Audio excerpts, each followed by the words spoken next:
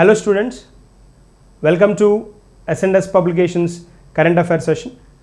So మనం as యూజువల్గా ఏవైతే కరెంట్ అఫైర్స్ డైలీ డిస్కస్ చేస్తున్నామో దానిలో భాగంగా నవంబర్లో 5th, 6th, 7th ఈ 3 days కరెంట్ అఫైర్స్ మనం డిస్కస్ చేయబోతున్నాం ఈ పర్టికులర్ సెషన్లో. సో ఈ 3 daysలో కూడా ఏవైతే very important examination point of వ్యూలో ఉన్నాయో వాటి గురించి మనం ఫోకస్ చేయబోతున్నాం. సో ఈ పర్టికులర్ ఏరియాస్ ఎన్వైరన్మెంట్, ఎకాలజీకి రిలేటెడ్గా కొన్ని ఉన్నాయి, కొన్ని సైన్స్ అండ్ టెక్నాలజీకి రిలేటెడ్గా ఉన్నాయి, కొన్ని స్పెషల్ ఏరియాస్కి రిలేటెడ్గా ఉన్నాయి. వాటిని నేను అక్కడ మెన్షన్ చేస్తాను. వాటిని డిస్కస్ చేసేటప్పుడు వాటిని కనుక క్లియర్గా ఫాలో అయ్యారు అని అంటే ఎగ్జామ్లో వచ్చే ఆ క్వశ్చన్స్ ఏవైతే ఉంటాయో వాటిని ఈజీగా హ్యాండిల్ చేయడానికి ఛాన్స్ ఉంటుంది. సో ఇప్పుడు మనం 1 by 1 స్టార్ట్ చేద్దాం. ఇండియా అండ్ యుఏఈ పెట్టుబడులపై సమావేశం అంటున్నాం. ఇక్కడ మనం ఈ పర్టికులర్ కాన్సెప్ట్ని ఎలా చూడొచ్చు అని అంటే దీన్ని ఏ కాన్సెప్ట్ కింద మనం ట్యాగ్ చేసుకోవచ్చు అని అంటే ఇంటర్నేషనల్ రిలేషన్స్ కింద మాట్లాడుకుంటాం. ఇంటర్నేషనల్ రిలేషన్స్ అని చెప్పుకోవచ్చు. అంటే అంతర్జాతీయ అంశాల కింద మనం భావించవచ్చు. జనరల్గా కొన్ని ఎగ్జామినేషన్స్లో హైగా ఉన్న ఎగ్జామినేషన్స్లో హై లెవెల్ వాటిల్లో ఇంటర్నేషనల్ రిలేషన్స్ అంటాం. కానీ మనకి ఇక్కడ మనం ఇప్పుడు ప్రిపేర్ అవుతున్న ఎగ్జామినేషన్ పాయింట్ ఆఫ్ వ్యూ ఏదైతే ఉందో దానిలో అంతర్జాతీయ అంశాలుగా తీసుకుంటాం. వెరీ ఇంపార్టెంట్ కింద అంతర్జాతీయ అంశాలు మనం డిస్కస్ చేసేటప్పుడు దీనిలో కావాల్సిన పాయింట్స్ ఏంటి అంటే ఈ అంతర్జాతీయ అంశాల్లో ఈ పర్టికులర్ కాన్సెప్ట్ దీనికి రిలేటెడ్ వన్ అని చెప్పుకుంటున్నాం.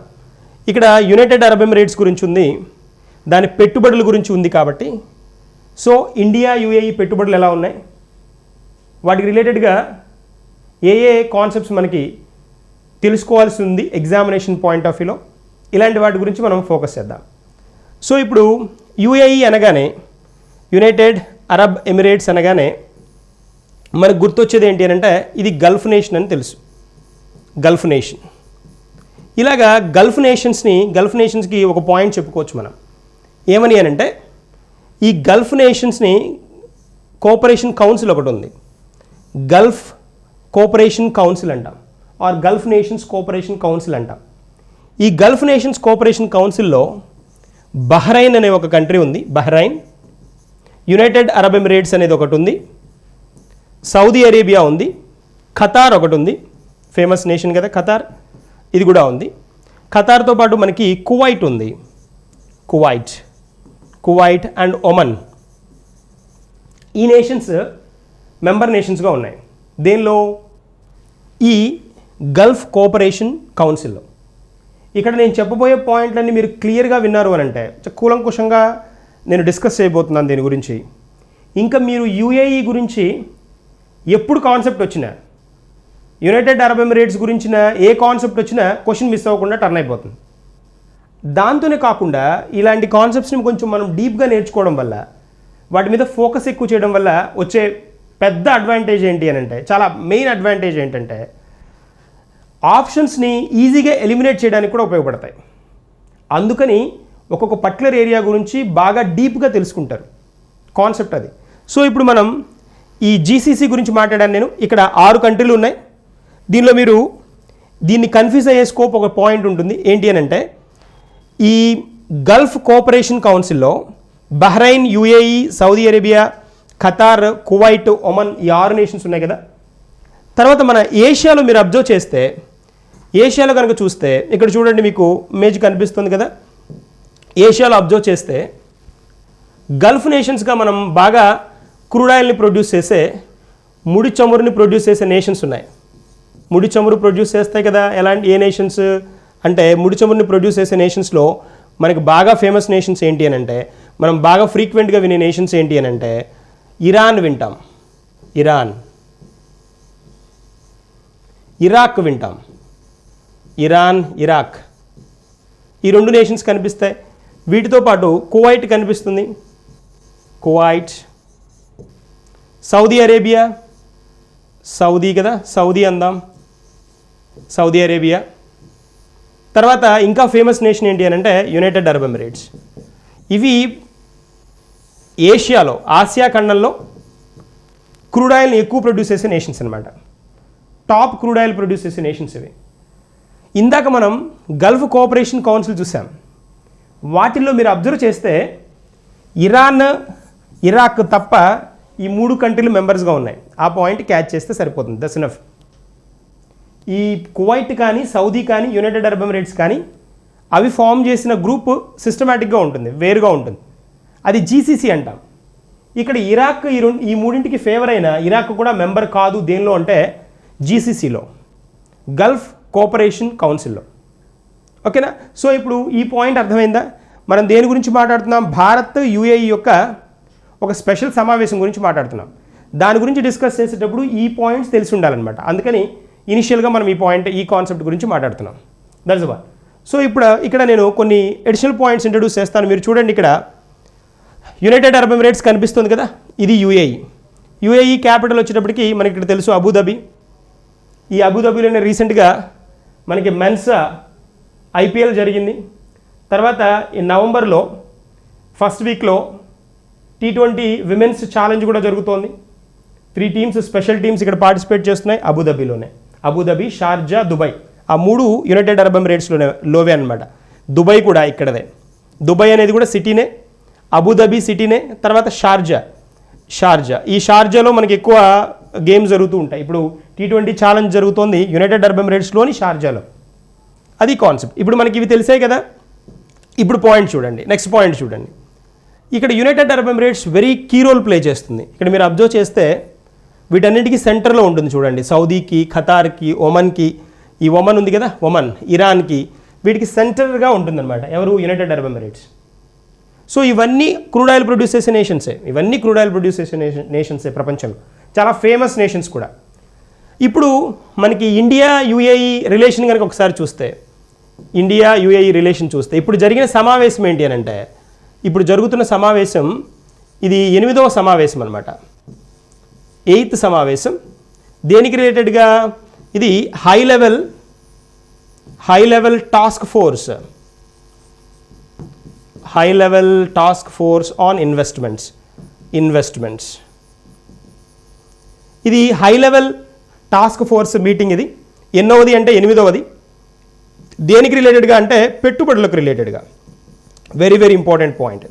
పెట్టుబడులకు రిలేటెడ్గా అంటే ఇన్వెస్ట్మెంట్స్ మా కంట్రీలో చేయడానికి మీకు అనువైన అవకాశాలు ఉన్నాయని, వాటిని ఇండియా ఎలా మొబిలైజ్ చేస్తోంది అని, వీటన్నింటి గురించి ఇన్ఫర్మేషన్ ఇస్తూ ఇంట్రడ్యూస్ చేసిన సమావేశం ఇది 8th వన్. సో ఇక్కడ 8th high level task force on investment meeting ఎవరితో జరిగింది అని అడగడానికి స్కోప్ ఉంది. ఎవరితో అంటే ఏం చెప్పాలి? యుఏఈ, యునైటెడ్ అరబ్ ఎమిరేట్స్ తోటి. అది. సో ఎవరికి? ఇండియాకి, యునైటెడ్ అరబ్ ఎమిరేట్స్కి జరిగింది. ఒక పాయింట్. తర్వాత ఇక్కడ ఇంకొక పాయింట్ మనం అబ్జర్వ్ చేస్తే, దీనిలో ఇక్కడ ఇండియా యుఏఈ రిలేషన్స్లో వెరీ స్ట్రాంగ్ పాయింట్ ఏంటి అంటే, ఇవి సిఎస్పి రిలేషన్స్ అంటారు. సిఎస్పి అంటాం. అంటే ఒక స్పెషల్ రిలేషన్ ఉంది, స్పెషల్ అగ్రిమెంట్ ఉంది. ఎవరితోటి అంటే యుఏఈ తోటి, ఇండియాకి. దాన్ని ఏమంటారంటే సిఎస్పి అంటాం. సిఎస్పి అగ్రిమెంట్ అంటాం. CSP agreement. సిఎస్పి అంటే ఏంటి అంటే కాంప్రహెన్సివ్ స్ట్రాటజిక్ పార్ట్నర్షిప్ అగ్రిమెంట్ అంట. అంటే ఏం లేదు, తెలుగులో కూడా సింపుల్ వన్. ఇది సమగ్ర వ్యూహాత్మక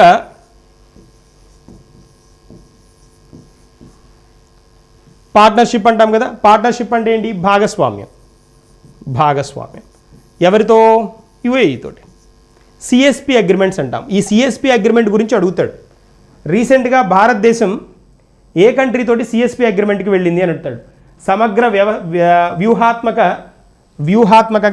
వ్యూహాత్మక భాగస్వామ్యం దేనితోటి చేసింది అని అడుగుతాడు. United Arab Emirates. మరి ఇది ఒక్క కంట్రీనైనా సిఎస్పి అగ్రిమెంట్ తోటి ఇండియాకు ఉంది అంటే కాదు. ఇండియాకి ఈ పర్టికులర్ పార్ట్లో ఈ సిఎస్పి అగ్రిమెంట్ ఏ కంట్రీస్తో ఉంది అంటే యునైటెడ్ కింగ్డమ్తో కూడా ఉంది, ఇండోనేషియా తోటి కూడా ఉంది.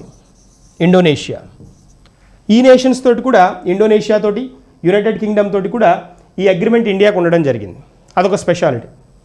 సో ఇక్కడ United Kingdom, Indonesia and United Arab Emirates, ఈ మూడింటితోటి ఇండియాకి ఈ పర్టికులర్ సిఎస్పి అగ్రిమెంట్ ఉందన్నమాట.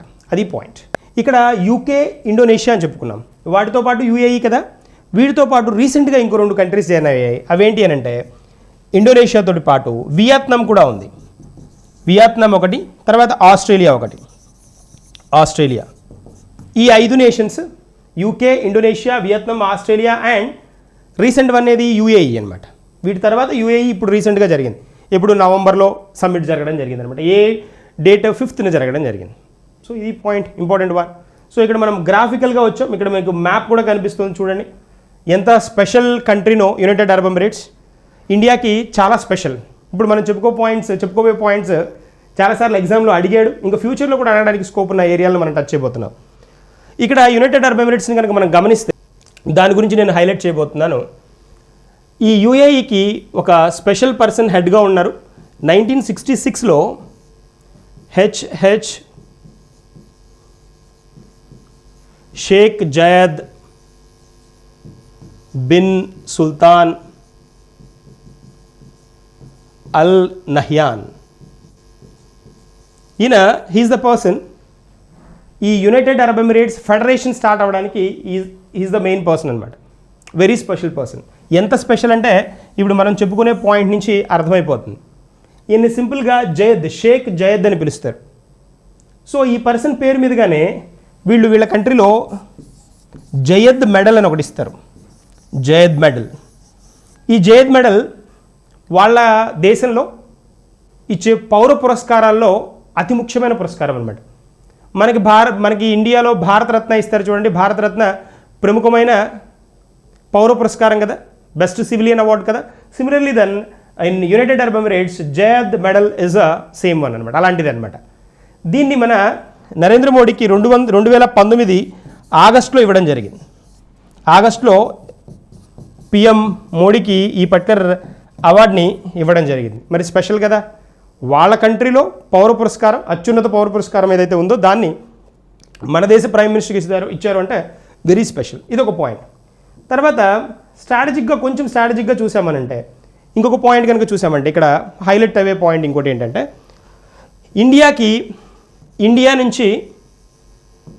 ఇండియాకి బిజినెస్ పార్ట్నర్స్ ఉంటారు కదా, అంటే ట్రేడ్ పార్ట్నర్స్ అంట. ట్రేడ్ పార్ట్నర్స్ అంటే వాణిజ్య భాగస్వామ్యం ఏదైతే ఉంటుందో దీనిలో టాప్ భాగస్వాములు ఎవరు అని అంటే 3 కంట్రీస్ ఉన్నాయి. ఇండియాకి ట్రేడ్ పార్ట్నర్స్ అనమాట. అంటే ఇండియా నుంచి వాళ్ళకి ఆ కంట్రీస్కి మనకి ఇక్కడి నుంచి ఇండియాకి ఇంపోర్ట్స్ వచ్చే కంట్రీస్ అనమాట. అక్కడి నుంచి మనకి ఇంపోర్ట్స్ వస్తాయి. ఇంపోర్ట్ అంటే మనం గూడ్స్ని ఇంపోర్ట్ చేసుకునే నేషన్స్లో టాప్ నేషన్ ఏది అని అంటే మనకి చైనా ఉంటుంది. తర్వాత ఇంపోర్ట్స్ గురించి మాట్లాడుతున్నాను. ఇంపోర్ట్స్ అంటే తెలుసు కదా మనకి దిగుమతులు అనమాట. దిగుమతుల్లో చైనా, తర్వాత యుఎస్, మూడవదే మన యునైటెడ్ అరబ్ ఎమిరేట్స్ అనమాట, యుఏఈ. దేనిలో? దిగుమతుల్లో. ఇక్కడి నుంచి మనం తీసుకున్న దిగుమతుల్లో క్రూడ్ ఆయిల్తో పాటు నాన్ క్రూడ్ ఆయిల్ ప్రొడక్ట్స్ కూడా ఉన్నాయన్నమాట. అదొక point. China first, US and United Arab Emirates ఇది 3rd పొజిషన్లో ఉంది. దాదాపుగా $59 బిలియన్ బిజినెస్ జరిగింది 2019లో. ఇది ఒక స్పెషల్ పాయింట్. ఓకేనా. తర్వాత ఇలాగే ఎక్స్పోర్ట్స్ చూద్దాం. ఈ ఎక్స్పోర్ట్స్ కనుక చూస్తే అంటే ఎగుమతులు ఎవరి ఎగుమతులు ఇక్కడ మనం గమనిస్తే యునైటెడ్ అరబ్ ఎమిరేట్స్ నుంచి యుఏఈ నుంచి జరిగే ఎగుమతుల్లో టాప్ కంట్రీస్ కనుక మనం ట్యాగ్ చేస్తే ఫస్ట్ యుఎస్ ఉంటే 2nd పొజిషన్లో ఇండియా ఉంది. ఇదొక టాప్ 1. ఎక్కడి నుంచి ఎవరి ఎగుమతులు? యుఏఈ చేసే ఎగుమతుల్లో. ఇందాక మనం మాట్లాడుకునేది ఏంటి? దిగుమతుల్లో.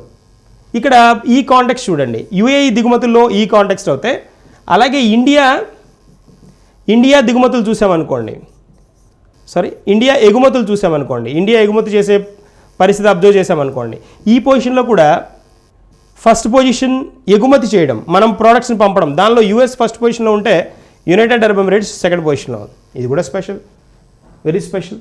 సో ఇలాగా చాలా వ్యూహాత్మకమైన కాంటెక్స్ట్ నడుస్తూ ఉన్నాయి. ఎవరితో అంటే యునైటెడ్ అరబ్ ఎమిరేట్స్ తోటి. ఈ పాయింట్స్ మనం క్లియర్గా గుర్తుంచుకోవాల్సిన పార్ట్.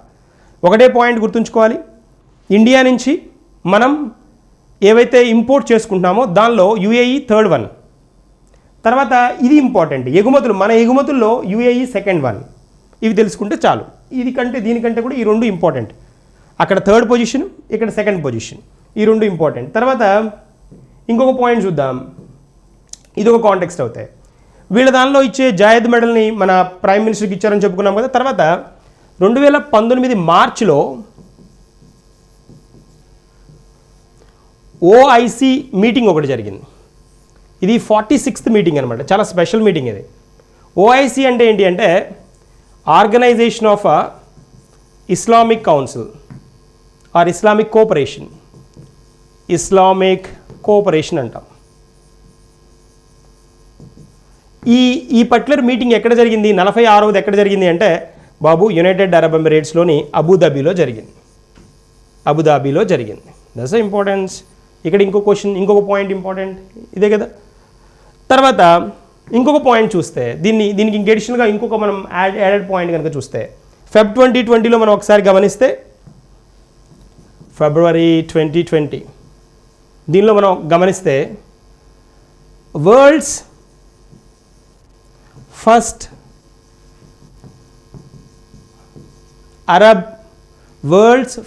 అరబ్ న్యూక్లియర్ పవర్ ప్లాంట్ని ఇంట్రడ్యూస్ చేయడం జరిగింది. Very very important. ఇది అడుగుతాడు, ఖచ్చితంగా అడిగి తీరుతాడు. యుఏఈ రిలేషన్లో మనం ఖచ్చితంగా చూడాల్సిన పాయింట్ అనమాట. ఓకేనా, ఒకసారి చూద్దాం. ఇక్కడ కాంటెక్స్ట్ ఏంటి అంటే ఇది ఎక్కడ జరిగింది బాబు, అరబ్ న్యూక్లియర్ పవర్ ప్లాంట్ని ఎక్కడ ఇంట్రడ్యూస్ చేయడం జరిగింది బాబు అంటే యునైటెడ్ అరబ్ ఎమిరేట్స్లో. World first Arab nuclear power plant, వీళ్ళు అరబ్ కంట్రీస్లో ఫస్ట్ న్యూక్లియర్ పవర్ ప్లాంట్ ఫిబ్రవరిలో 2020లో స్టార్ట్ చేయడం జరిగింది యూఏఈలో. ఇది ఒక స్పెషల్ థింగ్. తర్వాత ఇంకొకటి చూద్దాం, ఇంకొక కాంటెక్స్ట్కి వెళ్దాం. ఇంకొక ఆబ్జెక్టివ్ ఏంటి అని అంటే ఇలాగే మనకి ఫెబ్ 2020లో ఈ స్పెషల్ థింగ్ జరిగింది కదా. తర్వాత జూలై 2020లో కూడా మనం ఇంకొక స్పెషల్ థింగ్ని యునైటెడ్ అరబ్ ఎమిరేట్స్లో అబ్జర్వ్ చేయడం జరిగింది. అదేంటి అంటే Mars mission of UAE, United Arab Emirates Mars మిషన్ని ఇంట్రడ్యూస్ చేయడం జరిగింది జూలై 2020లో. Very important one. దాని పేరు అమల్ అనే పేరుతోటి మార్స్ మిషన్ని ఇంట్రడ్యూస్ చేయడం జరిగింది. ఎవరు అంటే United Arab Emirates. Very special Mars mission. కన్ఫామ్గా క్వశ్చన్ అడుగుతాడు, పక్కా అడిగి తీరుతాడు. సో అమల్ అంటే మీనింగ్ ఏంటి అని అంటే హోప్ అని అనమాట. Amal means hope, important one. So ఇదొకటి కాంటెక్స్ట్ తెలిసి ఉండాలి మనకి. తర్వాత ఇలాగే సెప్టెంబర్ 2020 రీసెంట్గానే సెప్టెంబర్ 2020లో న్యూస్లో యునైటెడ్ అరబ్ ఎమిరేట్స్ ఇంకొక కాంటెక్స్ట్లో ఉందన్నమాట. ఎక్కడ అది అని అంటే అబ్రహాం అకార్డ్ ఇది ఒకటి జరిగింది. అకార్డ్ అంటే జనరల్గా అకార్డ్ అంటే ఏంటి అంటే అగ్రిమెంట్ అని. అబ్రహాం అకార్డ్ అనేది వెరీ స్పెషల్. ఎందుకంటే 26 సంవత్సరాల తర్వాత రెండు స్పెషల్ కంట్రీస్ మధ్య జరిగింది. ఇది రెండు వెరీ స్పెషల్ కంట్రీస్ మధ్య జరిగింది. సో అందుకని దీనికి ఇంపార్టెన్స్ వచ్చింది. పేరేంటి అంటే అబ్రహాం అకార్డ్. ఈ అబ్రహాం అకార్డ్ అనేది ఫస్ట్ ఇజ్రాయిల్ తోటి అరబ్ కంట్రీస్కి పీస్ డీల్ అనమాట. పీస్ డీల్ అంటాం కదా. పీస్ డీల్ అంటే శాంతిని కోరుకుంటూ ఆ జరిగిన మీటింగ్ అనమాట, గ్రూప్ మీటింగ్ అనమాట, డీల్. ఏది ఈ పర్టికులర్ ఇజ్రాయిల్ అరబ్ 26 ఇయర్స్ తర్వాత జరిగింది. ఇది అబ్రహాం అకార్డ్ అంటాం. Very very important. దీనిలో ఇన్వాల్వ్ అయిన కంట్రీ అరబ్ కంట్రీస్తో పాటు ఏ కంట్రీ అని అడుగుతాడో అది Israel. So very special one. 26 సంవత్సరాల తర్వాత జరిగింది. అది ఎక్కడ జరిగింది బాబు అంటే యునైటెడ్ అరబ్ ఎమిరేట్స్లో జరిగింది. ఇన్ని యాంగిల్స్లో మనకి యునైటెడ్ అరబ్ ఎమిరేట్స్ తోటి ఇండియా రిలేషన్స్ ఉన్నాయి. కాబట్టి ఇక్కడ నుంచి క్వశ్చన్ ఎలా వచ్చినా మనం హ్యాండిల్ చేయడానికి స్కోప్ ఉంది. అక్కడ గుర్తుంచుకోవాల్సింది మనం very important. Mars mission Amal ఏ కంట్రీ అని అంటే that's United Arab Emirates. Amal అంటే హోప్ అని చెప్పుకున్నాం. తర్వాత జీసీసీ గల్ఫ్ కోఆపరేషన్ కౌన్సిల్ ఏదైతే ఉందో ఆ జీసీసీ సమ్మిట్ ఎక్కడ జరిగిందనేది కూడా చెప్పుకున్నాం. అది ఇంపార్టెంట్. సో వీటి మీద ఫోకస్ చేస్తే ఇక్కడ క్వశ్చన్ మిస్ అవ్వకుండా వచ్చే ఛాన్స్ ఉంటుంది. జయద్ ఇలా కూడా అడగచ్చు. ఏమని అడుగుతాడు? జయద్ మెడల్ అనేది ఏ అరబ్ కంట్రీ ఇండియన్ ప్రైమ్ మినిస్టర్కి బహుకరించిన బెస్ట్ సివిలియన్ అవార్డు అని అడుగుతాడు. లేకపోతే మంచి పౌర పురస్కారం అని అడుగుతాడు. ఎవరికి ఏ కంట్రీ ఇచ్చింది? యూఏఈ ఇచ్చింది. ఏ కంట్రీ ప్రైమ్ మినిస్టర్కి ఇచ్చింది? ఇండియా ప్రైమ్ మినిస్టర్కి ఇచ్చింది. సో ఇన్ని ఛాన్సెస్ ఉన్నాయి ఇక్కడ నుంచి క్వశ్చన్ అడగడానికి. So this is about UAE and India relation. 8th meeting జరిగింది. అది 8th meeting high level task force on investments అంటాం. అంటే పెట్టుబడుల గురించి హై లెవెల్ మీటింగ్. పెద్ద వాళ్ళు ఎవరైతే ఉన్నారో, హై లెవెల్ పర్సన్స్ ఎవరైతే ఉన్నారో వాళ్ళు ఇన్వాల్వ్ అయిన మీటింగ్ మనకి యునైటెడ్ అరబ్ ఎమిరేట్స్లో జరగడం జరిగింది అనేది కాన్సెప్ట్. ఓకేనా, దట్స్ వన్. ఇక్కడ మనం పినాకా మార్క్ 1 క్షిపణి యొక్క మెరుగైన వర్షన్ గురించి న్యూస్లో ఉంది మనకి. దీని గురించి కొన్ని మెయిన్ పాయింట్స్ మనం డిస్కస్ చేద్దాం. సో ఇక్కడ పినాకా మార్క్ 1 అంటున్నాం కదా. ఈ పినాకా అనేది వెరీ స్పెషల్. పినాకాని కనిపించగానే మనం స్పెషల్గా ట్రీట్ చేయాల్సింది దేనికేనంటే, మనకందరికీ 1999 కార్గిల్ వార్ గుర్తుంటుంది. 1999లో కార్గిల్ వార్ ఉంది కదా. ఈ కార్గిల్ వార్లో ఈ పినాకాని యూజ్ చేశారు. పినాకా మార్క్ 1ని యూజ్ చేశారు. మార్క్ 1 వెరీ స్పెషల్ కదా. 1999 అంటే who was the prime minister? Atal Bihari Vajpayee was the prime minister. ఆ టైంలో ఈ కార్గిల్ వార్లో ఈ పినాకాని ఉపయోగించడం జరిగిందనమాట. సో ఇప్పుడు మరి అదే పినాకాని మళ్ళీ ఇంట్రడ్యూస్ చేస్తున్నారా అంటే అవును, దాన్నే మెరుగైన వర్షన్, ఎన్హాన్స్డ్ వర్షన్ ఇంట్రడ్యూస్ చేస్తున్నారన్నమాట. సో ఆ ఎన్హాన్స్డ్ వర్షన్ గురించి మనం మాట్లాడుకోబోతున్నాం ఇప్పుడు. ఈ ఎన్హాన్స్డ్ వర్షన్ ఒకసారి చూసామనుకోండి, ఒకసారి చూడండి, have a look at this one. ఇవి మనకి పినాకా ఎన్హాన్స్డ్ వర్షన్స్ అనమాట. డిస్ప్లేకి ఇచ్చిన పినాకా మార్క్ 1 ఎన్హాన్స్డ్ వర్షన్స్ అనమాట. ఇక్కడ ఈ పినాకా మీరు చూస్తే, అబ్జర్వ్ చేస్తే, పినాకా మార్క్ 1 అనుకున్నాం కదా, ఎన్హాన్స్డ్ అని ఇక్కడ రాస్తున్నాను, మెరుగైన వర్షన్. ఆల్రెడీ ఎగ్జిస్టెడ్ వర్షన్ కాదు ఇది, ఎన్హాన్స్డ్ వర్షన్. అవే మిజైల్స్ స్పీడ్ పెంచారు. మనకి ఓల్డ్ పినాకా, మనకి కార్గిల్ వార్లో ఉపయోగించిన పినాకా స్పెషాలిటీ ఏంటి అంటే, అప్పుడు పినాకా అది 38 కిలోమీటర్స్ రేంజ్ అనమాట, 38 కిలోమీటర్ల రేంజ్ది. ఇప్పుడు ఇంట్రడ్యూస్ చేసిన Pinaka, enhanced Pinaka 45 kilometres range అనమాట. 45 కిలోమీటర్లో ఉన్న దుర్భేద్యమైన ఏవైతే ఉంటాయో వెహికల్స్ కానీ, ఇలాంటివి శత్రువులు ఏవైతే ఉంటాయో, వెపన్స్ కానీ, శత్రువులకు రిలేటెడ్గా ఉన్న కండిషన్స్ ఏవైతే ఉంటాయో వాటిని బ్లాస్ట్ చేస్తారనమాట. అలాంటి స్పెషల్ వన్ 45 కిలోమీటర్స్. తర్వాత దీనిలోనే పినాకాలోనే ఇంకొక మోడల్ కూడా ఉంది, పినాకా మార్క్ 2 అని. పినాకా మార్క్ 2. ఇక్కడ మనం 3 మిజైల్స్ చూస్తున్నాం. ఇది ఓల్డ్ పినాకా, ఇది పినాకా ఓల్డ్ అనమాట. ఇప్పుడు కార్గిల్లో యూజ్ చేసిన మోడల్, 38 కిలోమీటర్ రేంజ్. ఇప్పుడు మనం డిస్కస్ చేయాల్సిన కాన్సెప్ట్ ఇక్కడ కనిపిస్తున్నవి ఏంటి అంటే, ఇక్కడ కనిపిస్తున్నవి ఉన్నాయి కదా, అక్కడ మల్టీ బ్యారల్ రాకెట్ లాంచర్స్ అంటారు వాటిని. మల్టీ బ్యారల్ రాకెట్ లాంచర్స్ అంటాం. ఇవి బ్యారల్స్ అనమాట. ఇక్కడ చూడండి, ఇక్కడ 12 బ్యారల్స్ ఉన్నాయి కదా, అలాగనమాట. మల్టీ బ్యారల్ రాకెట్ లాంచర్స్ ద్వారా వీటిని త్రో చేస్తారు. జనరల్గా గైడెడ్ అన్నాం అనుకోండి. గైడెడ్ అంటే ఏంటి అంటే, ఒక జవాను ఇలా వాళ్ళ షోల్డర్ మీద బేస్ చేసుకొని త్రో చేస్తారనమాట. అవి సింగిల్ బ్యారల్ ఉంటాయి, సింగిల్ బ్యారల్. ఇక్కడ ఇవి మల్టీ బ్యారల్ చూస్తున్నాం. సో ఇక్కడ మనకి మార్క్ 2 వచ్చేటప్పటికి ఇది గైడెడ్ వన్ అనమాట. ఇది కూడా ఉంది ఆల్రెడీ, ఇది ఆల్రెడీ ఉంది. మార్క్ 2 ఉంది, ఇది కొత్తది, ఇది న్యూ, ఇది ఓల్డ్. ఇది ఓల్డ్ అనుకుందాం, ఇది న్యూ. ఇది కూడా మరీ ఓల్డ్ కాదు కానీ మోడరేట్గా ఉంటుందన్నమాట. ఇది అంతకుముందే ఇంట్రడ్యూస్ చేసేసారు. దీని స్పెషాలిటీ ఏంటి అంటే, 60 కిలోమీటర్స్ నుంచి 75 కిలోమీటర్స్ రేంజ్ దాకా వెళ్ళగలదు. దీని స్పెషాలిటీ గైడెడ్ వన్ అనమాట. గైడెడ్, డైరెక్షన్ని గైడ్ చేసి పంపిస్తారు. సో ఇవి మనకి ఈ వేరియంట్స్ ఉన్నాయి. ఇప్పుడు మనకి ఇక్కడ ఉన్నది మాత్రం ఈ ఇమేజ్లో మనకు కనిపిస్తుంది ఏంటి అంటే, enhanced Pinaka mark 1 multi barrel rocket launchers అనమాట. ఇవి మల్టీ బ్యారల్ అనమాట. సో అక్కడ మనం క్లియర్గా ఫోకస్ చేయాల్సిన పాయింట్ ఏంటి అంటే, ఈ multi barrel rocket system India ఎందుకు ఇంట్రడ్యూస్ చేస్తుంది అని అంటే, ఈ ఎన్హాన్స్డ్ పినాకాని రీసెంట్గానే చాందీపూర్ ఉంది కదా, చాందీపూర్ ఒడిస్సా, ఇక్కడ ఇంట్రడ్యూస్ చేయడం జరిగిందనమాట. వీటిని టెస్ట్ ఫైర్ చేయడం జరిగింది, పనిచేస్తున్నాయా లేదా, తయారు చేశారు కదా, చెక్ చేయడం జరిగిందనమాట వీటిని. Pinaka mark 1 enhanced 1. సో ఇక్కడ దీన్ని ఇంట్రడ్యూస్ చేయడం ద్వారా ఈ మల్టీ బ్యారల్ రాకెట్ లాంచర్స్ ఏవైతే ఉన్నాయో ఈ పర్టికులర్ ప్రదేశంలో టర్న్ చేశారు. ఎందుకు అనంటే, వీటిని ఇప్పుడు చైనా పాకిస్తాన్ బార్డర్లో, ఆ ఫ్రంటియర్లో వీటిని కమింగ్ ఫ్యూచర్లో బాగా డెవలప్ చేసి వీటిని ఉంచాలి అనేది గవర్నమెంట్ కాన్సెప్ట్. 2024 నాటికి వీటిని పూర్తి స్థాయిలో తయారు చేసి పూర్తి స్థాయిలో కంప్లీట్గా వాటిని మోహరించాలి అనేది గవర్నమెంట్ యొక్క ప్లాన్. సో అది ఇంపార్టెంట్ పార్ట్. సో తర్వాత మరి ఇక్కడ దీన్ని ఎవరు తయారు చేశారు, ఎవరు దీన్ని వృద్ధి చెందించారు, ఇంట్రడ్యూస్ చేశారు అని అంటే మనకు బాగా తెలుసు, DRDO అని వింటాం మనం. DRDO, defence research development organisation కదా. డిఆర్డిఓ పూణే బేస్డ్ ల్యాబొరేటరీస్లో తయారు చేసేది దీన్ని. Pinaka enhanced Pinaka mark 1, Pinaka mark 1 అని ఎక్కడ అంటే డిఆర్డిఓలో 2 వింగ్స్ ఉన్నాయి. ఆర్మమెంట్ రీసెర్చ్ డెవలప్మెంట్ ఎస్టాబ్లిష్మెంట్ అంట. High energy material research laboratories, ఈ 2 డిఆర్డిఓలో భాగాలు అనమాట, ల్యాబొరేటరీస్ అనమాట. ఎక్కడవి? పూణేలో ఉన్నవి. ఇలా కూడా అడుగుతాడు.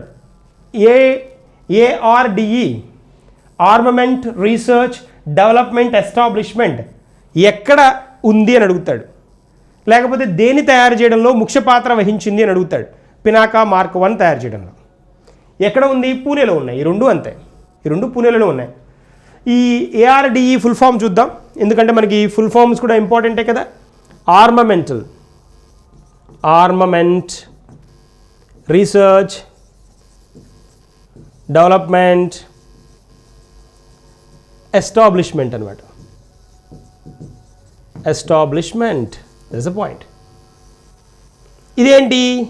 High energy material, high energy material research laboratories ఇక్కడ తయారు చేస్తున్నారన్నమాట. ఇది మనకి పినాకాకి రిలేటెడ్గా ఉన్న పాయింట్. క్వశ్చన్ ఒకటే సింపుల్గా మనం క్యాచ్ చేయొచ్చు. క్వశ్చన్ ఎలా వస్తుంది అంటే Pinaka mark 2 guided missile, Pinaka enhanced Pinaka mark 1 ఏంటది? Multi barrel rocket launcher. తెలిస్తే సరిపోతుంది. ఇలాగే ఈ ఎన్హాన్స్డ్ పినాకా మార్క్ 1 ఏదైతే మల్టీ బ్యారల్ రాకెట్ లాంచర్ అని చెప్పుకున్నామో దీన్ని మనకి రష్యా దగ్గర కూడా ఉన్నాయి. ఈ మల్టీ బ్యారల్స్ అనమాట. రష్యా దగ్గర ఉన్న వాటిలో ఫేమస్ వన్ ఏంటి అంటే గ్రాడ్ అనే పేరుతోటి మనకి సేమ్ పినాకాకి మార్క్ 1 ఈక్వలెంట్గా రష్యా దగ్గర ఉన్న మిజైల్ పేరు ఏంటి అంటే గ్రాడ్. వెరీ స్పెషల్ వన్ అనమాట. So that is about your Pinaka. ఇప్పుడు లుహ్రీ స్టేజ్ 1 హైడ్రో ఎలక్ట్రిక్ ప్రాజెక్ట్ గురించి చూద్దాం. హైడ్రో ఎలక్ట్రిక్ ప్రాజెక్ట్స్ కనుక న్యూస్లో ఉన్నాయి అని అంటే ఖచ్చితంగా క్వశ్చన్ అడుగు తీరుతాడు, పక్కా, డ్యామ్ షూర్. మీరు ఒకసారి ప్రీవియస్ పేపర్ చూసినా కూడా చాలా క్లియర్గా తెలిసిపోతుంది. ఎస్ఐ కానిస్టేబుల్లో గ్రూప్ 2లో కూడా అడుగుతాడు. గ్రూప్ 2లో కూడా చాలాసార్లు అడిగాడు హైడ్రో ఎలక్ట్రిక్ ప్రాజెక్ట్స్ ప్రత్యేకంగా. ఇప్పుడు హైడ్రో ఎలక్ట్రిక్ ప్రాజెక్ట్ ఇక్కడ మనం చూస్తుంది లుహ్రీ అనమాట. ఈ లుహ్రీ స్పెషాలిటీ ఏంటో చూద్దాం. ఇప్పుడు లుహ్రీ ఎక్కడ అంటే హిమాచల్ ప్రదేశ్ అని చెప్పుకుంటున్నా. ఈ హిమాచల్ ప్రదేశ్లోనే, హిమాచల్ ప్రదేశ్ కదా, ఎక్కడ ఏ రివరు అంటే నది, ఏ నది మీద అంటే కనిపిస్తుంది మనకి ఇక్కడ సట్లజ్ డైరెక్షన్లో కనిపిస్తుంది కదా, సట్లజ్ రివర్ మీద. ఎక్కడ ప్లేస్ ఎక్కడ?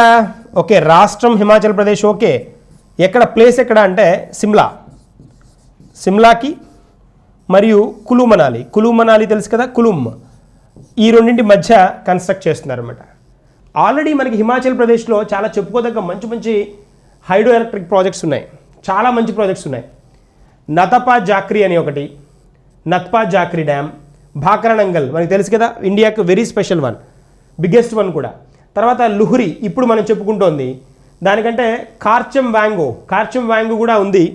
తర్వాత బస్పా 2 అనమాట. ఇప్పుడు మనం మాట్లాడుకుంటోంది లుహ్రీ స్టేజ్ 1.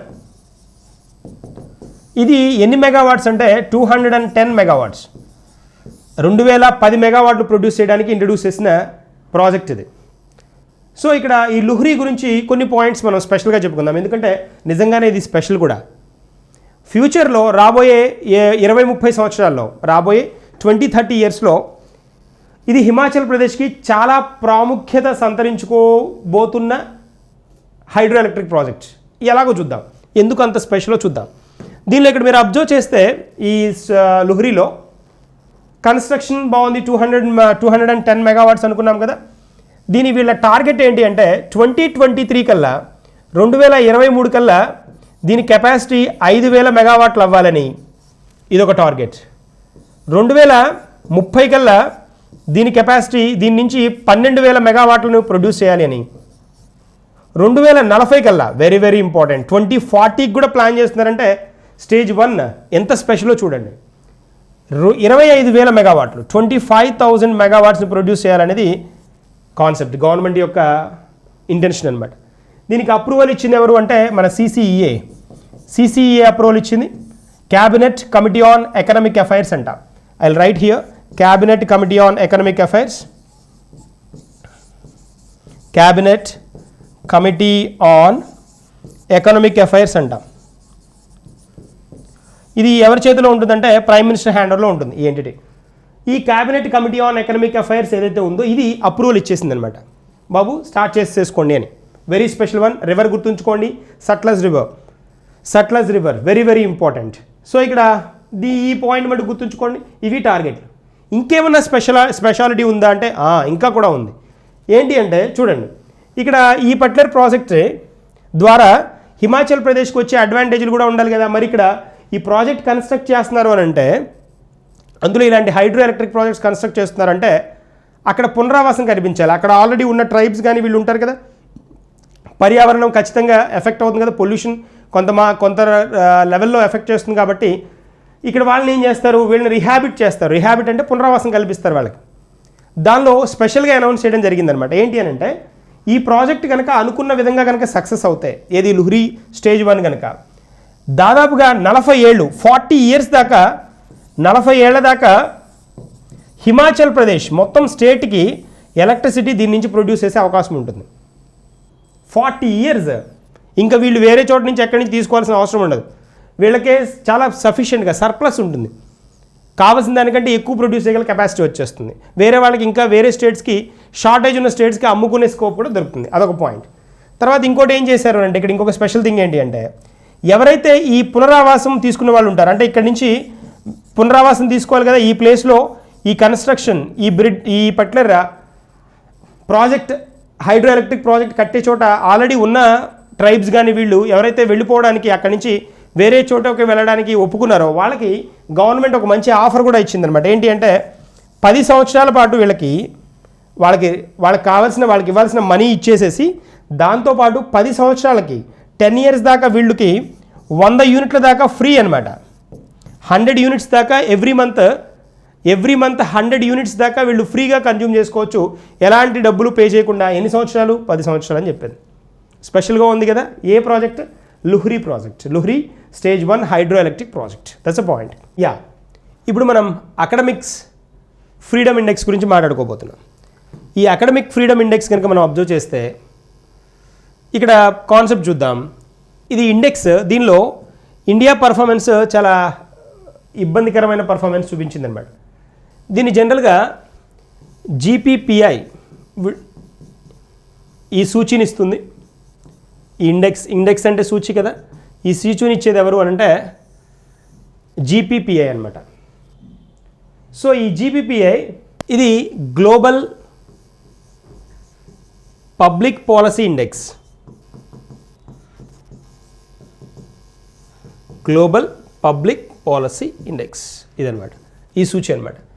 ఇది జనరల్గా 0 నుంచి 1 దాకా ఈ నెంబర్ లోపు ర్యాంకింగ్స్ ఇస్తుంది కంట్రీస్కి. దీనిలో భారతదేశం పరిస్థితి ఏంటి బాబు అంటే, ఇండియా ఎక్కడ ర్యాంక్ అయింది అని అంటే ఇండియాది చాలా దారుణమైన ర్యాంక్ ఉందన్నమాట. 0.352 ఇక్కడ ఉంది.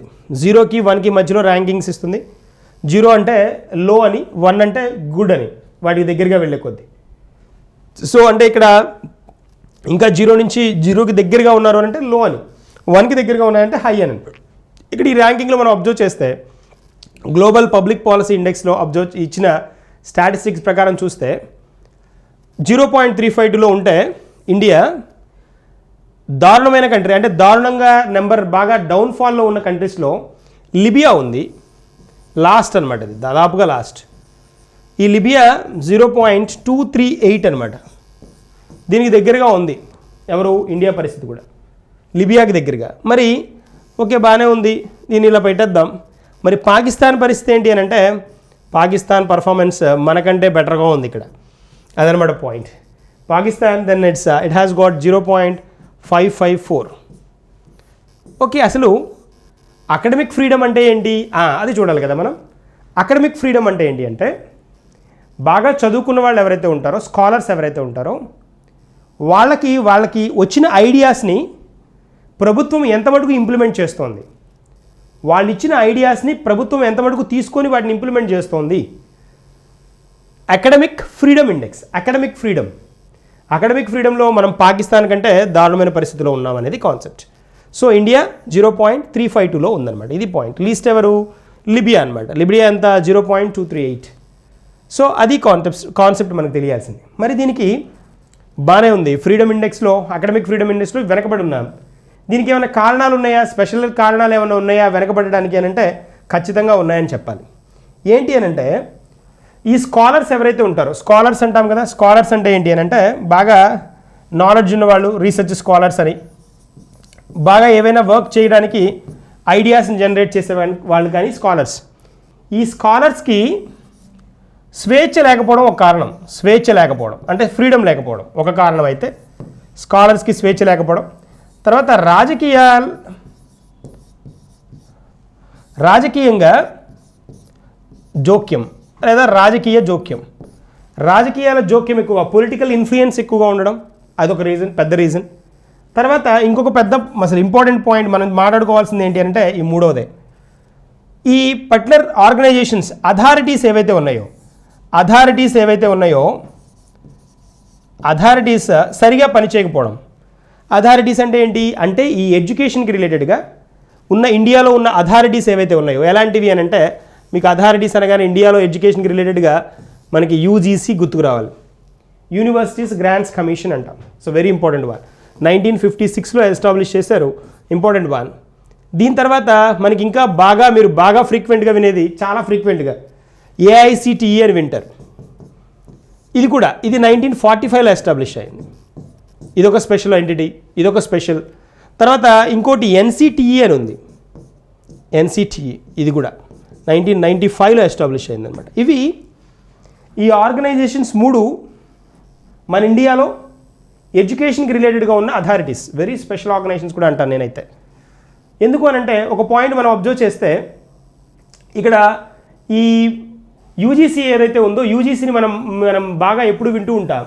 యూనివర్సిటీస్ గ్రాంట్స్ కమిషన్కి వచ్చేటప్పటికి అది మనకి రాజ్యాంగబద్ధమైన సంస్థ అనమాట. యూనివర్సిటీస్ గ్రాంట్స్ కమిషన్ రాజ్యాంగబద్ధమైన సంస్థ అని చెప్తాం. మనం పాలిటీ చదువుకుంటున్నప్పుడు, కరెంట్ పాలిటీ గురించి మాట్లాడుకుంటున్నప్పుడు వినుంటారు కదా జనరల్గా ఏమని, యూనివర్సిటీస్ గ్రాంట్స్ కమిషన్ ఇది రాజ్యాంగబద్ధమైనది అనమాట. రాజ్యాంగబద్ధం అంటే ఏంటి?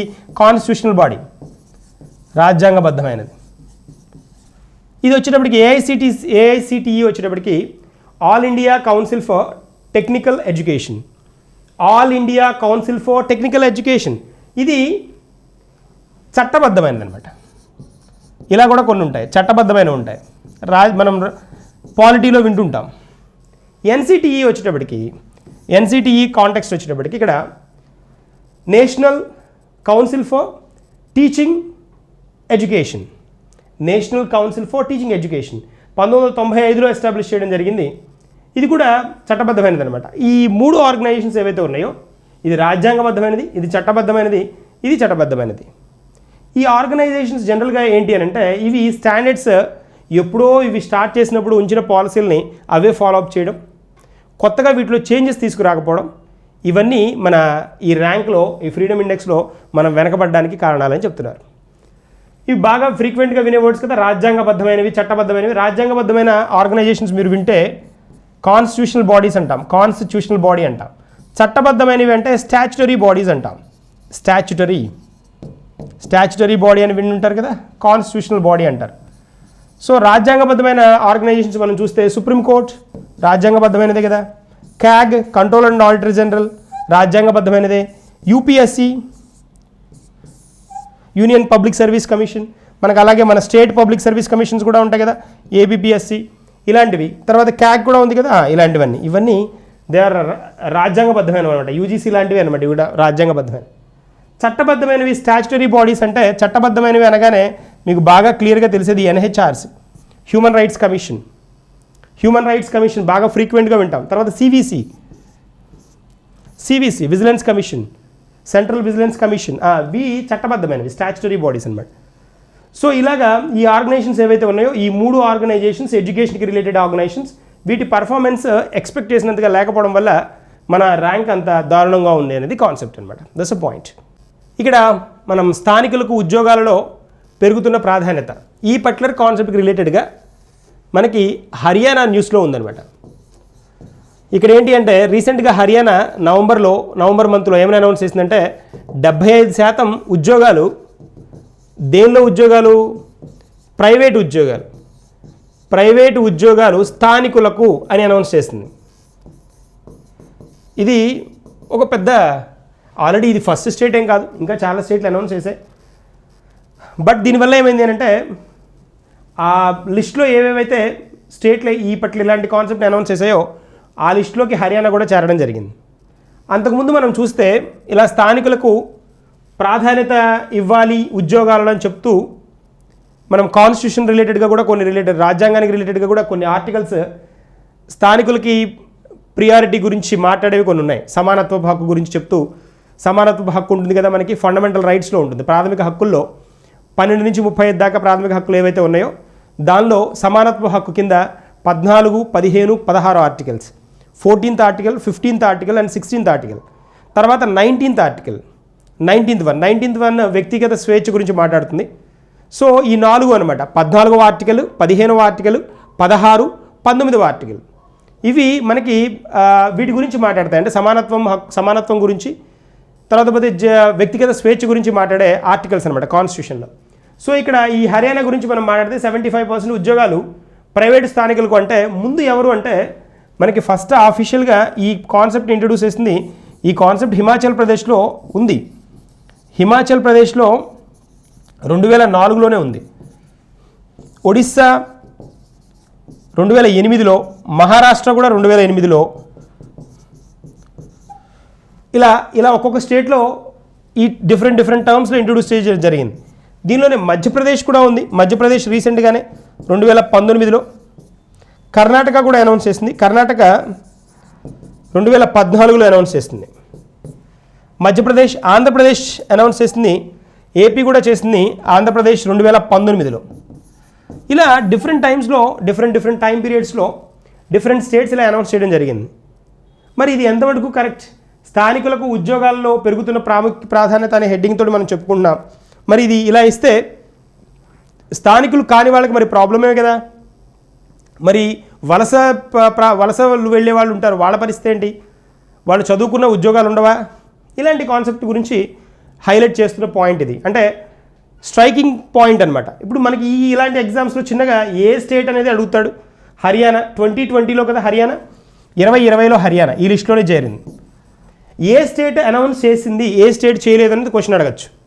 స్థానికులకు ప్రాధాన్యత గురించి క్రింది వాటిలో ఏ రాష్ట్రం ప్రాధాన్యత గురించి మాట్లాడలేదు లేదా ప్రాధాన్యత గురించి మాట్లాడింది అని క్వశ్చన్ అడగచ్చు. ఈ ఆప్షన్స్ అన్నీ ఉంటాయి. ఆంధ్రప్రదేశ్ ఉంది, మర్చిపోవద్దు, 2019. హర్యానా 2020, మధ్యప్రదేశ్ కూడా 2019లో ఉంది. ఇలా కాన్సెప్ట్ పోస్ట్ చేయడానికి ఉంది ఛాన్స్. బట్ ఇక్కడ ఇలా అనౌన్స్ చేయొచ్చా అంటే రాజ్యాంగానికి విరుద్ధమే ఇది. ఎందుకు అని అంటే కొన్ని పాయింట్స్ మనం చూస్తే మనకి కాన్స్టిట్యూషన్లో ఇందాక నేను చెప్పినట్లు పార్ట్ 3 మనకి పార్ట్లు ఉన్నాయి కదా కాన్స్టిట్యూషన్లో. రాజ్యాంగంలో 22 పార్ట్లు ఉంటాయి. ఆ 22 పార్ట్లో థర్డ్ పార్ట్ 3 ఏం చెప్తుంది అంటే, పార్ట్ 3 దేని గురించి అంటే ప్రాథమిక హక్కుల గురించి మాట్లాడుతుంది. ప్రాథమిక హక్కులు.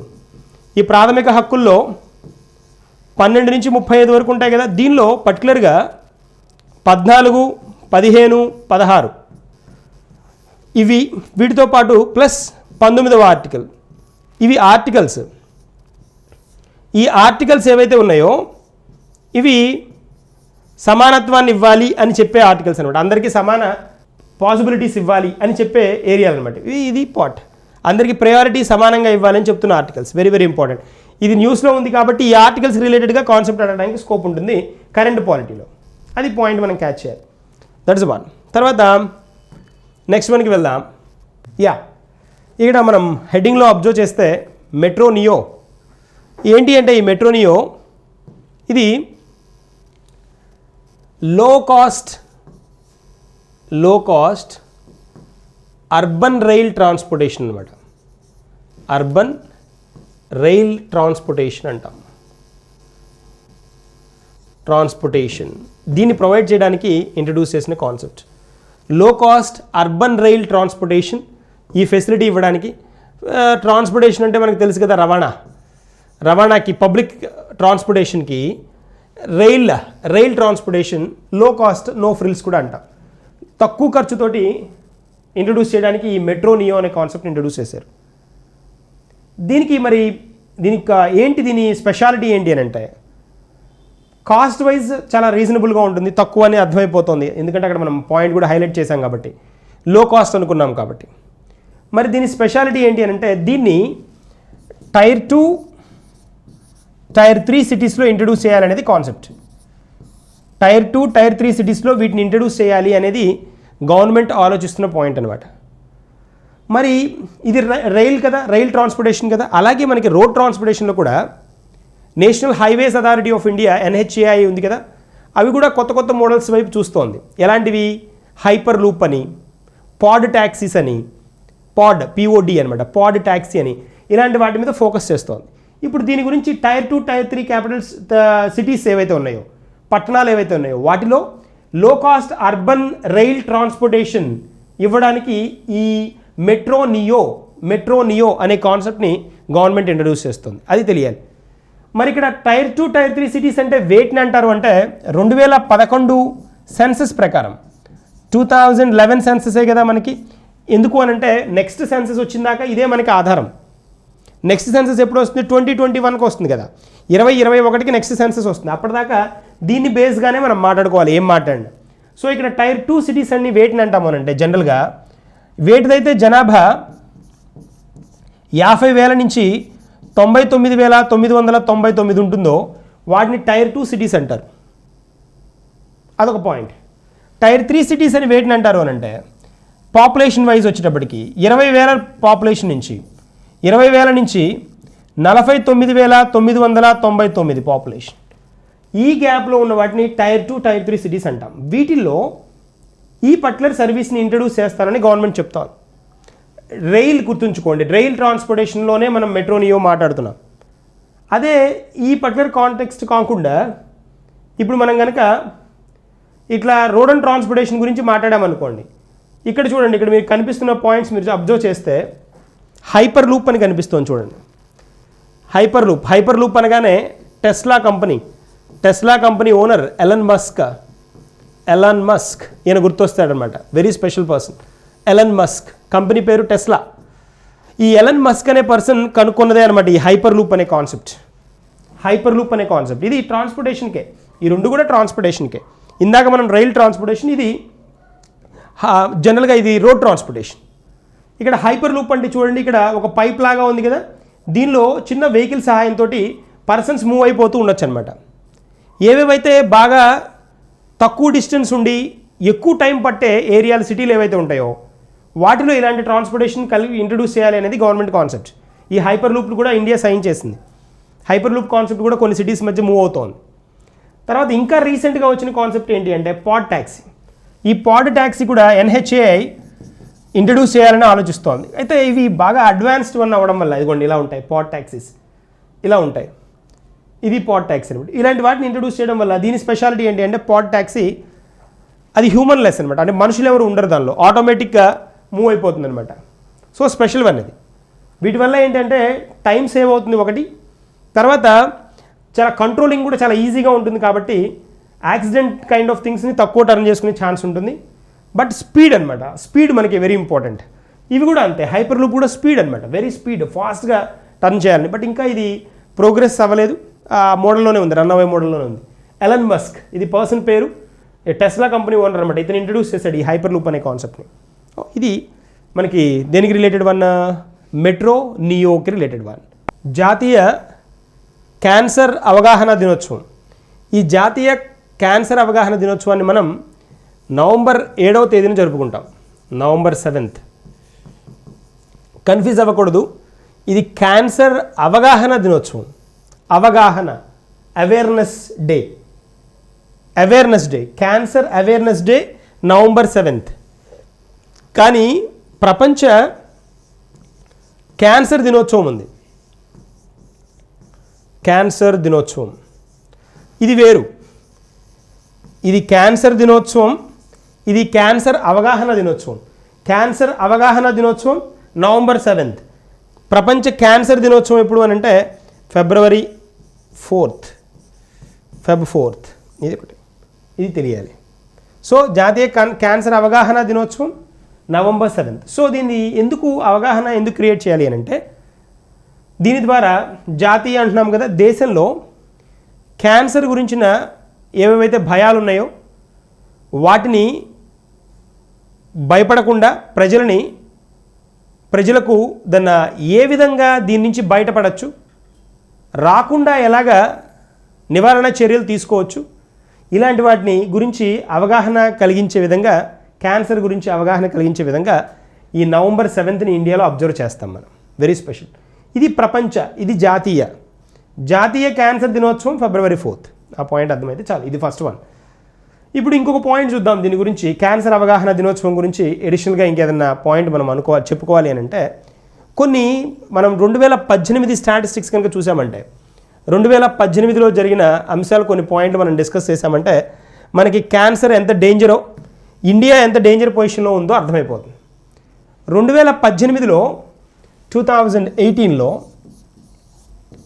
మొత్తం కేసెస్లో, నేను మాట్లాడుతోంది కేసుల గురించి, నెంబర్ ఆఫ్ కేసెస్లో ప్రపంచంలో మొత్తం ఉన్న కేసులు 18 మిలియన్లు అవుతాయి.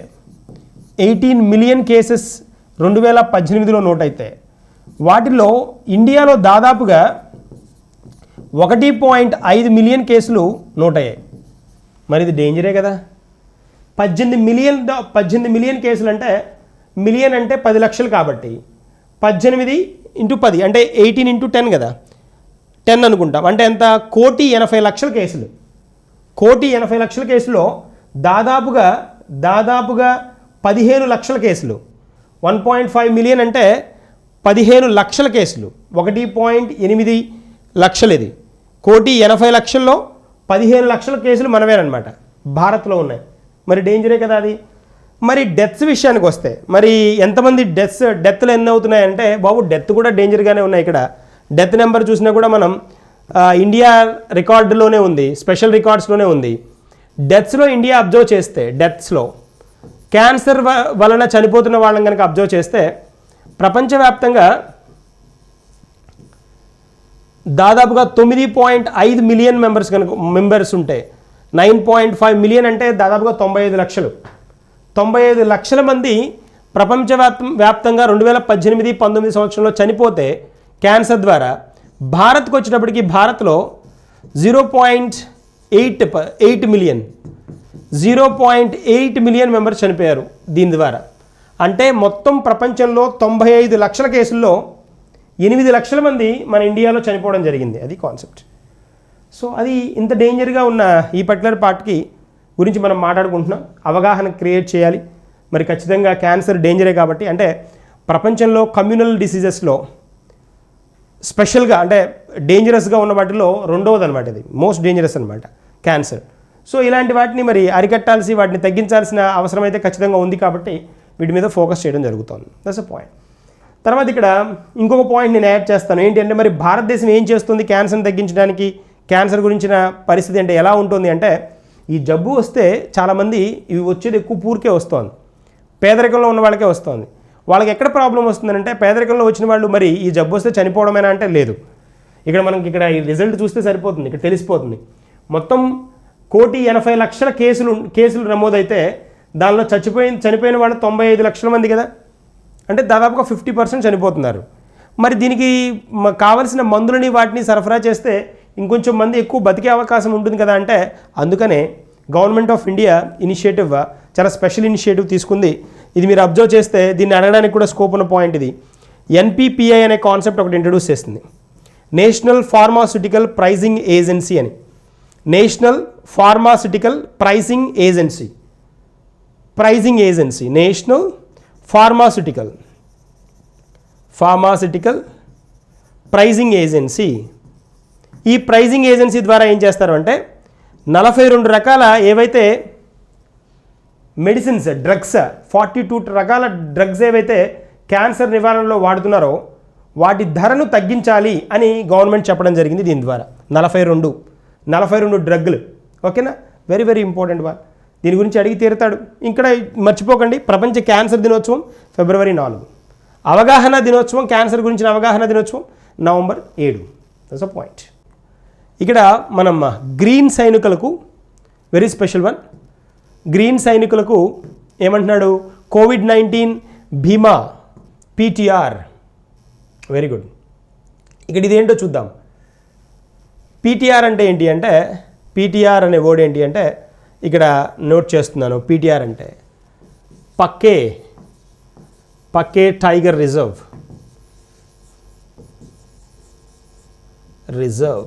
That's a point. గ్రీన్ సైనికులకు కోవిడ్-19 బీమా అంటున్నాడు. అంటే ఇక్కడ ఈ పక్కే టైగర్ రిజర్వ్లో ఏదైతే ఉందో, ఈ టైగర్ రిజర్వ్ ఎక్కడుంది అని అంటే ఇది అరుణాచల్ ప్రదేశ్లో ఉంది. మనకి నార్త్ ఈస్టర్న్ స్టేట్స్ ఉన్నాయి కదా, నార్త్ ఈస్టర్న్ స్టేట్స్ 8 స్టేట్స్ ఉన్నాయని చెప్పుకుంటాం కదా. ఈ నార్త్ ఈస్టర్న్ స్టేట్స్లో పక్కే టైగర్ రిజర్వ్ అరుణాచల్ ప్రదేశ్లో ఉంది అనమాట. అరుణాచల్ ప్రదేశ్. ఈ అరుణాచల్ ప్రదేశ్ తెలుసు కదా మనకి, వెరీ స్పెషల్. మన biospheres, national parks, wild life sanctuaries, orchid sanctuaries ఇవన్నీ చాలా ఉన్నాయి దీనిలో. ఇక్కడ అరుణాచల్ ప్రదేశ్లో. ఈ నార్త్ ఈస్ట్ స్టేట్స్లో ఈ పక్కే టైగర్ రిజర్వ్ అనేది నార్త్ ఈస్టర్న్ స్టేట్స్ 8 కదా, ఈశాన్య రాష్ట్రాలు అంటాం కదా, నార్త్ ఈస్టర్న్ స్టేట్స్. వాటిలో మనకి అస్సాం ఉంది, అస్సాం, అరుణాచల్ ప్రదేశ్, తర్వాత మేఘాలయ, మిజోరం, మణిపూర్, నాగాల్యాండ్, సిక్కిం అండ్ త్రిపుర. ఇవే కదా, ఈ 8 కదా. ఈ 8లో అరుణాచల్ ప్రదేశ్ ఫస్ట్ స్టేట్ అనమాట. దేనికి, కోవిడ్-19 కోసం. కోవిడ్-19 ప్రాబ్లం ఉండడం వల్ల అన్ని రాష్ట్రాల్లో ఉంది. కోవిడ్-19కి ఇది ఒక స్పెషల్ కాన్సెప్ట్ ఇంట్రడ్యూస్ చేసింది, గ్రీన్ సైనికులు అని. ఈ పక్కే టైగర్ రిజర్వ్లో ఫ్రంట్ లైన్లో పనిచేసే పర్సన్స్ ఎవరైతే ఉంటారో, అక్కడ పనిచేసే వాళ్ళు ఉంటారు కదా, జంతువులను పరిరక్షించడానికి కొంతమంది పర్సన్స్ ఉంటారు కదా, 57 మంది ఎంప్లాయీస్, ఫ్రంట్ లైన్ సర్వీస్లో ఉన్న పర్సన్స్ ఎవరైతే ఉన్నారో వాళ్ళకి ఈ కోవిడ్ వల్ల ఇబ్బంది కలగకుండా ఉండడం కోసం బీమా సౌకర్యాన్ని కలిగిస్తోంది. ఇన్సూరెన్స్ ఫెసిలిటీ ఇస్తోందనమాట. 1 lakh రూపీస్ ఈచ్ ఇస్తోందనమాట. ఓకేనా, స్పెషల్ కదా. మరి దేనికి, మరి వాళ్ళు ఆ పర్టికులర్ జంతువుల సంరక్షణలో ఉన్నారు కాబట్టి వాళ్ళకి ఏదైనా ఇబ్బంది అయితే ఫ్యామిలీకి ప్రాబ్లం అవుతుంది కాబట్టి వాళ్ళకి బీమా సౌకర్యాన్ని కల్పిస్తోంది. ఎంతమందికి, 57 మందికి. ఏ స్టేట్, అరుణాచల్ ప్రదేశ్ స్టేట్. ఎక్కడ, ఏ tiger reserve, Pakke tiger reserve. Pakke tiger reserve ఎక్కడ ఉంది అని అడుగుతాడు, అరుణాచల్ ప్రదేశ్. ఎందుకు న్యూస్లో ఉంది అని అడుగుతాడు, గ్రీన్ సోల్జర్స్. మరి వీళ్ళు స్పెషల్ సోల్జర్స్ కదా, ఈ సైనికులు వీళ్ళే కదా, 57 మంది. వీళ్ళకి ఏం ఫెసిలిటీ ఇస్తోంది, బీమా ఇస్తోంది. That is a point. North eastern స్టేట్స్లో ఇది ఫస్ట్ స్టేట్ అనమాట. ఇలా అనౌన్స్ చేసినది ఫస్ట్ స్టేట్. దేనిలో, నార్త్ ఈస్టర్న్ స్టేట్స్లో. అది స్పెషల్. మరి దీన్ని ఫెసిలిటేట్ చేస్తుంది ఎవరు అంటే మనకి దీనికి వైల్డ్ లైఫ్ ట్రస్ట్ అనేది ఒకటి ఉంది. Wildlife trust of India అని ఒకటి ఉంది, వినుంటారు మీరు. వైల్డ్ లైఫ్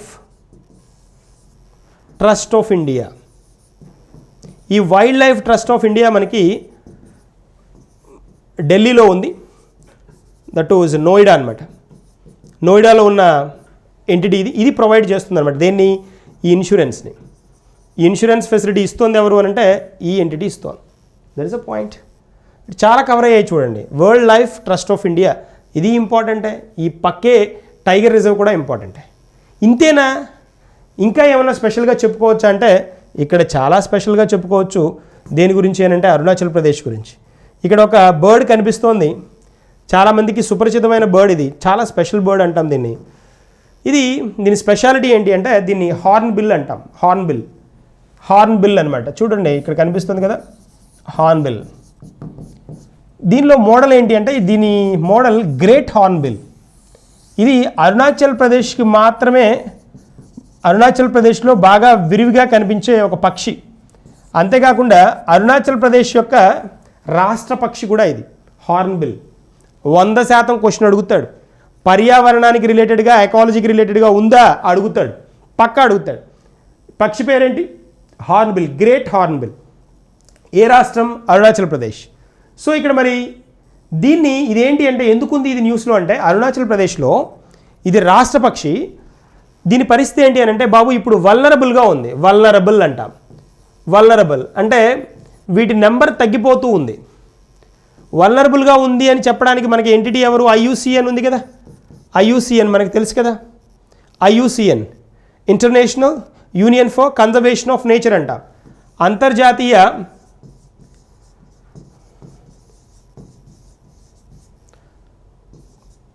ప్రకృతి పరిరక్షణ కదా, ప్రకృతి పరిరక్షణ సమితి అంటాం దీన్ని. It's very important. ఈ అంతర్జాతీయ పరిరక్షణ సమితి ఏదైతే ఉందో ఇది ఎక్కడ ఉంది అని అంటే మనకి స్విట్జర్లాండ్లో ఉంది. స్విట్జర్లాండ్లో ఉంది. స్విట్జర్లాండ్లోని గ్లాండ్ అనే చోట ఉందన్నమాట. ఈ గ్లాండ్ అనే ప్లేస్లో ఉంది స్విట్జర్లాండ్లో IUCN. ఇలా వల్నరబుల్గా ఉన్నాయా, లేకపోతే రికవర్ అవ్వాల్సిన పరిస్థితి ఉందా, క్రిటికల్లీ ఎండేంజర్డా, ఇలాంటివన్నీ తెలిపేది ఎవరు అంటే IUCN తెలుపుతుంది అనమాట. చెప్పుకున్నాం IUCN గురించి మనం డిస్కస్ చేసాం కూడా. సో దీని హెడ్ క్వార్టర్స్ ఎక్కడ ఉంది? స్విట్జర్లాండ్లో ఉంది కదా, అంతర్జాతీయ ప్రకృతి పరిరక్షణ సమితి ఇది. సో ఇప్పుడు ఈ వల్నరబుల్ స్టేజ్లో ఉంది ఈ పర్టికులర్ బర్డ్ కాబట్టి వీటిని పరిరక్షించుకోవాలి అని అరుణాచల్ ప్రదేశ్ గవర్నమెంట్ ఆలోచిస్తోంది. వెరీ స్పెషల్, ఖచ్చితంగా ఇంపార్టెంట్ హార్న్ బిల్ అనమాట. ఇంకా ఇక్కడ మనం ఇంకా చెప్పుకోవడానికి ఏమన్నా దీనిలో ఏమైనా ఎడిషనల్ థింగ్స్ ఏమన్నా ఉన్నాయనంటే ఖచ్చితంగా ఇక్కడ ఉన్నాయనే చెప్పుకోవాలి. ఇందాక మనం పక్కే టైగర్ రిజర్వ్ అని చెప్పుకున్నాం కదా అరుణాచల్ ప్రదేశ్లో, ఫేమస్ వన్ అని కూడా చెప్పుకున్నాం. సో ఇది ఇంపార్టెంట్ ఇన్ఫర్మేషన్ మనం అరుణాచల్ ప్రదేశ్ గురించి తెలుసుకోవడానికి. కొన్ని ప్రొటెక్టెడ్ ఏరియాస్ ఉన్నాయి అరుణాచల్ ప్రదేశ్లో. ప్రొటెక్టెడ్ ఏరియాస్ అంటాం, ప్రొటెక్టెడ్ ఏరియాస్. అరుణాచల్ ప్రదేశ్లో ప్రొటెక్టెడ్ ఏరియాస్ అంటే బయోస్పియర్ రిజర్వ్స్ కానీ నేషనల్ పార్క్స్ కానీ అలాంటి వాటిల్లో చాలా ఫేమస్ వన్ ఏంటి అంటే టల్లే, TALLE. టల్లే అనేది వైల్డ్ లైఫ్ శాంక్చురీ అనమాట. వైల్డ్ లైఫ్ శాంక్చురీ ఇది స్పెషల్ వన్, ఫేమస్ వన్. ఎక్కడివి మనం చెప్పుకుంటున్నాం? అరుణాచల్ ప్రదేశ్వి చెప్పుకుంటున్నాం. అరుణాచల్ ప్రదేశ్ కదా, అరుణాచల్. మళ్ళీ AP అంటే ఆంధ్రప్రదేశ్ అనుకునే స్కోప్ ఉంది కాబట్టి బాబు Arunachal Pradesh. Talle wildlife sanctuary ఒకటి, ఇది ఒక ఫేమస్ వన్. దీని తర్వాత ఇంకొకటి ఉంది, చాలాసార్లు ఎగ్జామ్లో అడిగాడు ఇది, దిహాంగ్, DI కదా, దిహాంగ్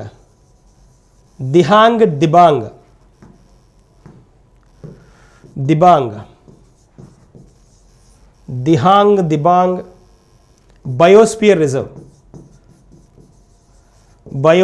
రిజర్వ్. ఇది కూడా అరుణాచల్ ప్రదేశ్లోదే, DI ఇది, DI. తర్వాత ఇంకొక ఫేమస్ వన్ మూడవది, మనం ఇది బాగా వినుంటారు, ఎగ్జామ్లో కూడా చాలాసార్లు అడిగాడు.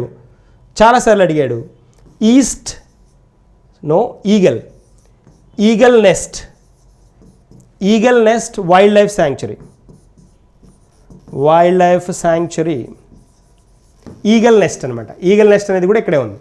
తర్వాత దీంతో పాటు నాలుగవది బాగా ఫేమస్ వన్, ఇది కూడా నామ్దాపా టైగర్ రిజర్వ్. ఇది కూడా ఇక్కడదే, వెరీ ఫేమస్ వన్. తర్వాత ఐదవది మౌలింగ్, MOULING, మౌలింగ్. ఇది కూడా ఫేమస్ వన్. ఇది నేషనల్ పార్క్ అనమాట, మౌలింగ్ నేషనల్ పార్క్. ఇది కూడా ఇక్కడదే, మౌలింగ్ నేషనల్ పార్క్ కూడా. ఇవన్నీ ఫేమస్ వన్స్ అనమాట. Famous one Talle wildlife sanctuary ఒకటి అరుణాచల్ ప్రదేశ్లోదే, Dibang biosphere reserve, eagle nest wildlife sanctuary, Namdapha tiger reserve ఇక్కడదే ఫేమస్ వన్ అది కూడా. తర్వాత మౌలింగ్ నేషనల్ పార్క్. దీంతో పాటు ఇంకొకటి ఫేమస్ వన్ ఉంది, సెసా. ఇది ఆర్కిడ్ శాంక్చురీ అంటాం, ఆర్కిడ్ శాంక్చురీ. ఈ 6 ఇక్కడవే.